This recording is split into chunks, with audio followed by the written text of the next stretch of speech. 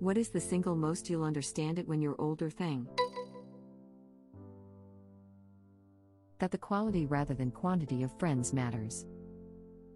I'd rather have 4 quarters in my pocket than 100 pennies. That's a great phrase, I love it. Good people aren't always nice people, and vice versa. Edit. Thank you for the awards. Nice is not the same as kind. Nice is image management. Kind is caring about other people. Understanding why your parents wanted you to go play with the awkward kid, or why they were so keen to help you make friends. It's beyond annoying as a kid when your parents try to guide who make friends with, but most parents instinctually know that bad social habits start early, are hard to break, and can be a real burden when you are older. My mom never liked my friend group and it really annoyed me. Looking back, half of them were buttholes anyway and the other half were already doing things that led them into a life of drug addiction after high school. I never got into drinking and drugs like that, but everyone around me was doing it and I had every opportunity to. Looking back, she was just looking out for me, and even though she didn't have proof of what we were doing, she was just an adult who had lived and could tell it wasn't a good group of friends. I have no idea how I made it to where I am today. Not that I have a crazy awesome life. But considering the opportunity I had for effing up, it's a little surprising. From 15 to 18 I was kind of a delinquent. Never got caught, but I was still doing some stuff. Lots of underage drinking and lots of weed. Most my friends that I hung out with outside of school were not good influences. But I graduated, left for college, and never went back. So many times where life could have gone another way. Friendships fading away. I remember my dad telling me all kinds of cool stories about things him and his friends did in the past. I even asked him, why aren't you still friends with these people? He really did basically say, it's complicated, you'll understand when you're older. Even back then I remember thinking, that's crazy, me and my friends will always be friends. Sitting here now in my early 30s and it really hits home. Losing best friends is the hardest. It's definitely like a breakup in my opinion. It hurts your heart but in a different way. My heart still really aches to this day how my best friend became my ex-best friend. Edit. Thank you to who gave me the silver. It's a first. Really glad I'm not alone in boyfriend heart aches. Edit to edit, your stories and sharing. I want to reply to all of them and give you all big hugs. I'm a huge empath and I've been tearing up and crying because I feel for every one of you. Thank you for hugs and silver, but I wish I could give you all real hugs and silver in return. Yeah, to me losing one of my best friends was worse than when my boyfriend broke up with me. Dating is a binary thing, you're either dating or not, and you can only date one person. It makes sense when someone doesn't want to commit to you like that, and you can rationalize the breakup and feel a bit better. They get a benefit from breaking up, they can do a lot of things they wouldn't do in an exclusive relationship. Friendships aren't like that though. You don't have to be exclusive to be best friends, you can have other friends too. So if your best friend doesn't want to be friends anymore, it's impossible not to take it personally. Your friend doesn't gain any new freedoms or experiences by ending your friendship. Which means he really doesn't like you at all and would choose not having a friend over being friends with you. I feel this. Last year, one of my best friends told me he never wanted to talk to me again, a week after I got dumped by this girl I was dating. The friend breakup hurt so much more. I'd sent him a long olive branch sort of text initially, because I sensed he was distancing himself and I had some ideas as to why, for which I apologized. A few weeks passed before he sent me a scathing email. It really hurt because he confirmed the distance was for those reasons I'd suspected, but my apology wasn't going to be enough for him. He'd held in all of these concerns about me and it had hit a boiling over point that he couldn't contain anymore. It hurt like hell and sent me into a spiral for weeks, even months. Fortunately, some mutual friends told him how the email impacted me and we started talking again when I visited the city they live in later last year. Now, we're discussing traveling abroad together after COVID runs its course.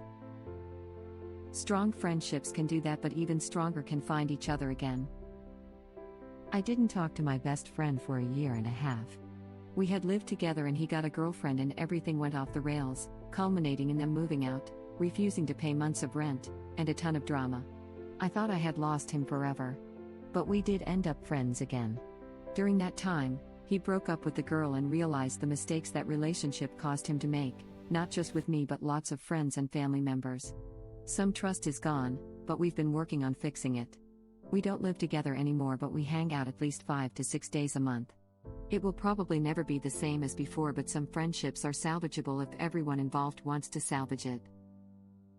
Staying friends with people once you don't see each other at school every day is hard work. I'm still in college, but I'm one of the youngest of my friends, and so almost everyone else has graduated. Especially with the pandemic going on, it takes real effort to maintain those relationships when I'm not just around them by default anymore. You all just grow up and move away. As much as we hate social media, I'm happy it exists because I can easily contact my old friends. This is why I love social media. At least once a week, I'll message or text an old friend to do a quick catch-up. The conversations really aren't substantial. How are you? Anything new? Type of conversation, but it's still nice to talk with them. And similarly, how when you're young you take making friends for granted and don't realize how much harder it is when you get older. Can we get McDonald's? No, we have food at home. My significant other is in his 30s and I still have to tell him that, lol. I have to tell myself this pretty regularly too. At this age, the reason I tell myself it though is because I know I'm going to eat it and feel like an absolute trash can afterwards. Now I understand why my mom would order us Happy Meals and get herself nothing, haha. Time off. Working crazy hours in my early 20s was nice because I had a lot of money, but as I became older and more involved with my now fiancé and my friends, I realized that there's a balance. This drove me to look for a job with a little less pay but far better hours, and now I'm happy. Don't work like a slave, you'll miss a lot of good things in life. Edit. Thank you for all the awards. I didn't think this post or comment would blow up like this. Just did that. We'll be working 40 hours a week again instead of 80 hours average. 80 hours a week? Where the hell did you work? Taco Bell. Once one pay period I worked 200 hours between 2 stores. 12 to 16 hour shifts regularly. A few months back, I got breakfast at a Taco Bell and the woman working the drive-thru looked so haggard. I asked if she was okay and she said she'd been working back-to-back doubles. Is that just how they run all Taco Bells? Because if they're that crafty to everyone, I'm kind of inclined to never go back. I know people that have had to open and close back-to-back multiple days in a row because they were so short-staffed. One summer we went down to 7 employees. 7 people to cover 24 hours of work a day. Earlier that same summer the AC went out like it does every summer, and it was well over 100 degrees inside the store. Air temp in the core of the kitchen was around 130 degrees. All the biggest equipment that produces heat all in one central area. There was almost never a time we closed for crap like this. Normally you would have to sabotage the system and force it to go down, or hope the POS just breaks on its own to be able to close the store. However, a fair share of people just closed when they didn't want to deal with the bullcrap anymore. I could literally rant all day about the bullcrap I've experienced there over the years. There were some fun times too, but mostly stressful times. And to sum up your last question, at every store I've been to help out at and my main store there are also people that have done the same crap I have or worse. Unless you're a minor or willing to get like $300 paychecks, you're not working less than 40. Functional stores with strong staff are minimal. Location can help, but even in the good part of the city there can legit be a handful of employees. Most nights I would close with on 2 other people, sometimes even 1 other person. Never had to close solo, but I know people that have. Why it's so annoying when you forget to take the chicken out of the freezer. I, too, will be ordering pizza tonight. But have you reached the phase of chicken is thawed but damn that still sounds like work, then order a pizza still? Edit. To everyone giving me cooking advice. I know how to cook a damn chicken. If you want to come cook me some, feel free. Otherwise, leave me to my grease pizza. Man, I don't know how parents in particular survived before the microwave oven. I'm a reasonably not incompetent home cook. I understand there's nothing you can do with a microwave that you can't do without one, but doing without requires a lot more time, attention, and planning ahead, all of which are in very short supply with little kids underfoot. Also, unsolicited LPT, use the lower power settings. They do take longer, but they allow the heat to diffuse out of the hot spots faster than it accumulates, So you get a nice, evenly heated meal, and not an ice salad with lava dressing. Why elderly people in nursing homes who get no visitors are so lonely and filled with despair.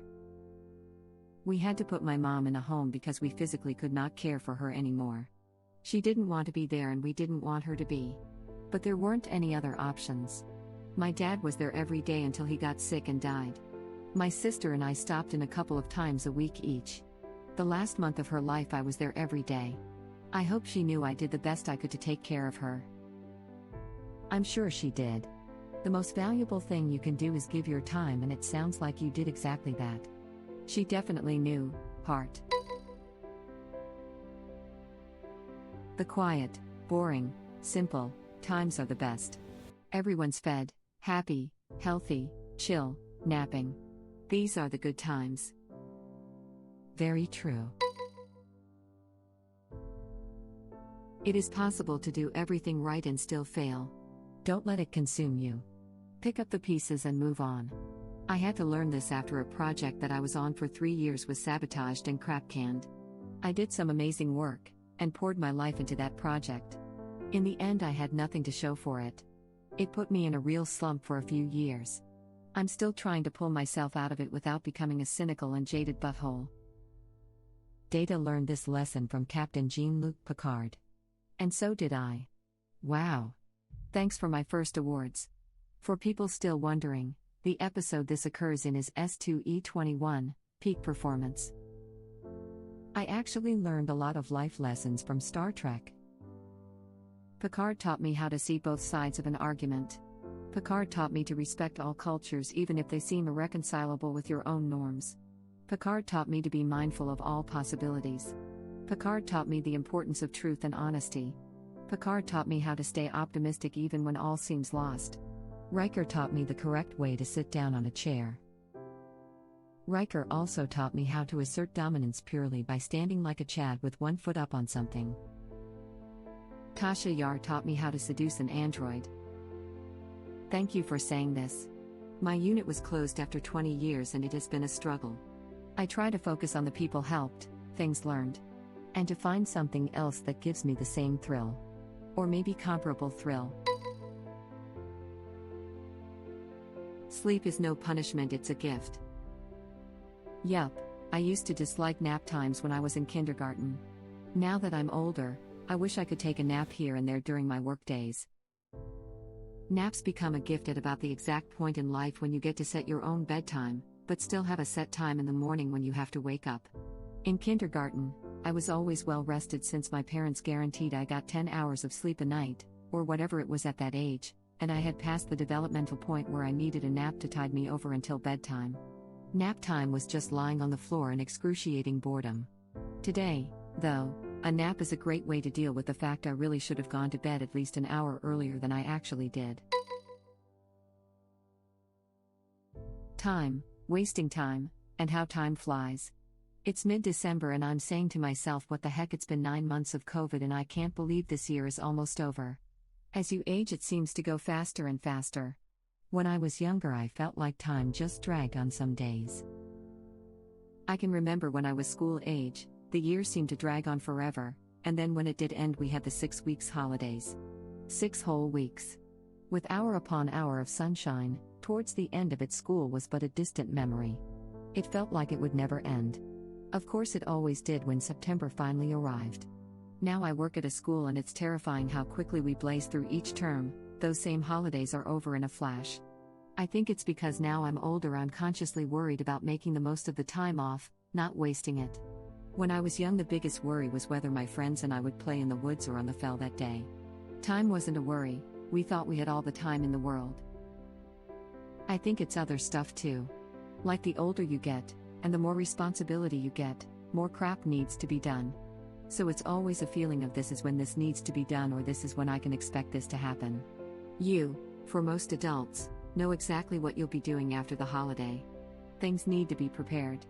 So the time you have off you cherish it more, which makes it seem like less than what it is. Because you have to do more with the time you have left. That's one reason I want to be wealthy one day. Not for the money or a big house or anything. To be able to afford to just spend time alone. being happy, or doing things that don't cause me stress all the time. Even the stress as small as checking email after not looking at it for a day or two. As kids, we didn't have that. We knew that school was starting, but beyond that, there was no responsibility to be met, or no impending deadlines for work. So time goes slower when you don't value it, and take it for granted. Like, imagine being bored for an hour and being in a room versus being super busy with work and behind on deadlines with only an hour less. The first bored hour will seem longer and you'll find stuff to do like join a chess club, play sports recreationally, or read a book. But with the busy hour, it feels like there literally isn't enough time in the day at that pace. That's how I think it works, but just like expand hour to your whole life. That's just my theory. Might be completely wrong. But regardless of the reason time seems to speed up, I hate that it doesn't work the other way around. But regardless of the reason time seems to speed up, from what I understand, the perception of time is slower in children as there is always a lot to take in, understand, make sense of, etc. But with adults, we tend to get in a groove and nothing is new. Basically, your brain doesn't stop to smell the roses. I think the reason time flies faster when you're older is because you have more life to compare it to, making a day seem shorter in the grand scheme of things the older you get. When you are 5, a year is 20% of your whole life. When you are 20, a year is 5% of your life. You usually live a lot longer than 20. I remember reading about that. Using that logic, the perceived halfway point of your life is around 23. Edit. This unintentionally turned into an essay. Laughing out loud, I used to agree with this chain of thought, but now that I've lived in isolation for 9 months and some weeks feel like months and others feel like days, I've come to realize that variety and focus matter way more to our perception of time. The first time you watch a new 30 seconds video or GIF, it can feel like minutes, then watch it again and it goes by before you even realize it's over. This happens because it's new and you are constantly looking for details. The second time you can really focus in because the detail is all in short-term memory and time seems to fly by. Same thing for experiences. As a kid, long drives felt way longer than they were. Not only was my mind unfocused while sitting in the back of the car waiting restlessly to reach the destination, it was also exposed to different variations of things that I had never experienced or had not experienced enough to matter. Again, my days feel much longer when I break routine and go through a bunch of tasks. Sometimes a single day can feel like a week if I take multiple trips outside, read, write, game, listen to music/podcasts, cook, clean, and visit with people. These long days feel much more satisfying than ones where I just read 3 to 4 books or play video games for most of the day. Thank you for watching. If you like our videos, please like them on YouTube and share them with your friends. Please subscribe to be the first to know about Red Rabbit Reader's new videos. We welcome your comments below. Another of our videos will begin shortly.